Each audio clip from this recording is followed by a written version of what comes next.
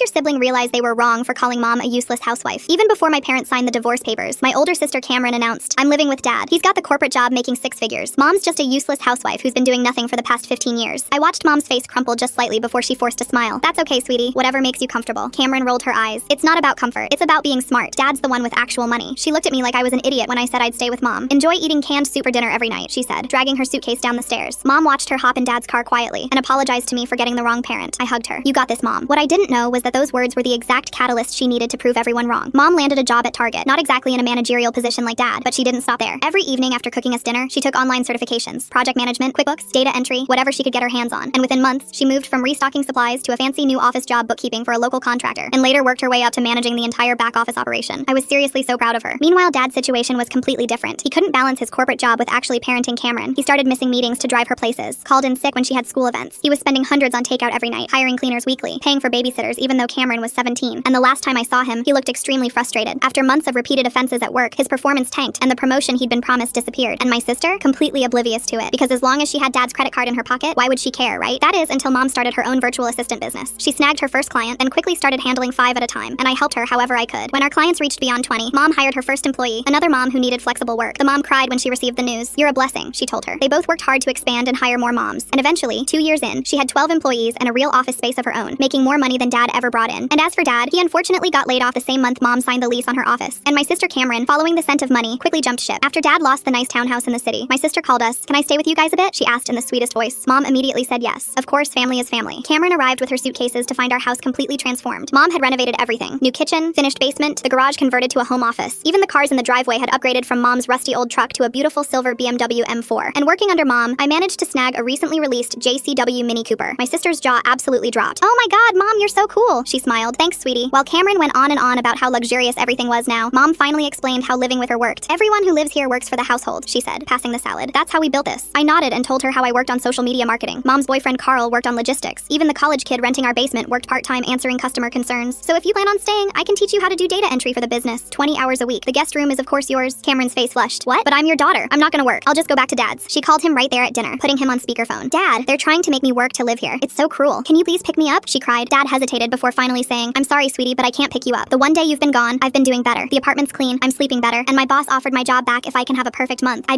can't have a daughter right now. I hope you'll understand one day. He hung up before Cameron could add anything more. She stared at her phone after he hung up. The math was simple, but brutal. Dad lost his job when she moved in. Mom built an empire after she left. It seemed like she was the problem in all this, and the pain in her eyes made it clear she knew. Mom reached out and held her hand. I want you to stay, so please say yes. Let's work together. She nodded slowly, tears welling up. When do I start? She started with data entry, the same job mom started with, and we always remind her, if mom can do it, so can you.